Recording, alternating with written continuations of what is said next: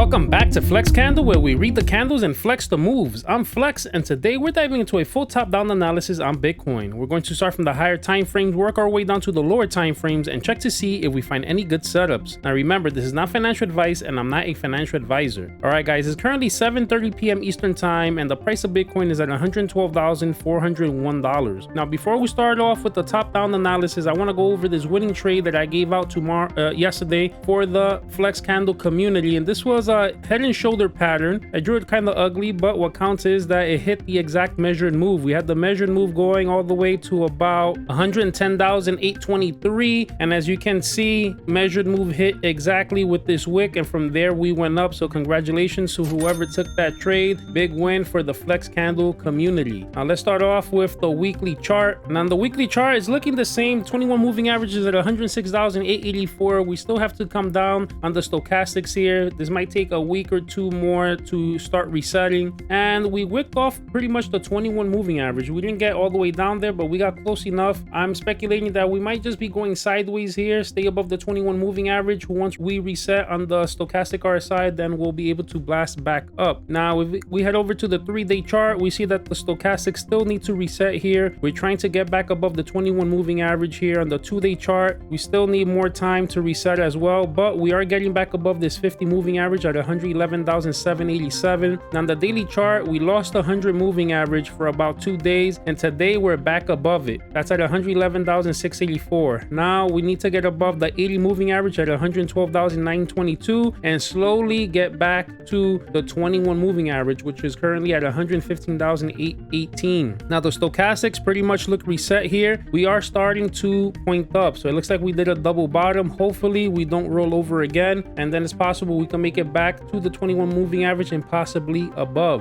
On the 12-hour chart, we still have room to continue going up. On the stochastic RSI, we got back above the 200 moving average, so this is bullish. On the 8-hour chart, we're getting a little bit toppy on the stochastic. We still have room. We still haven't been able to get above this 21 moving average though. It's very important for us to get above this 21 moving average and then make our way up above the 200 moving average. On the 4-hour chart, we are toppy on the stochastic RSI. Now here, this is where I'm speculating that we might have an inverted head and shoulder, left shoulder. Currently we're making the head. So far we're tracing it, but we do have to get at least close to this 200 moving average, even if we get rejected, to make that right head there. So let's see what ends up happening with that. So far we are above the 21 moving average, so this is bullish, but we are getting rejected by this 50 moving average, which is at 112,953. So stochastics are toppy. It looks like maybe we might start rolling over. Hopefully we could keep support here on the 21 moving average. On the 1-hour chart, the stochastics are reset. We're starting to point up, but again we are below the 21 and below the 200 moving average here as well. And now on the 15-minute chart, this is where we got that good short movement on Bitcoin. It was a quick play, but so far we are toppy, and we're holding above the 200 moving average, which is bullish, and we are also above the 21 moving average. Now right now we're kind of creating a flag here. It's a little flag, but if we're able to maintain support here, this could actually give us a little move and make us go higher, which is what we want. And let's see what the measure move to this would be.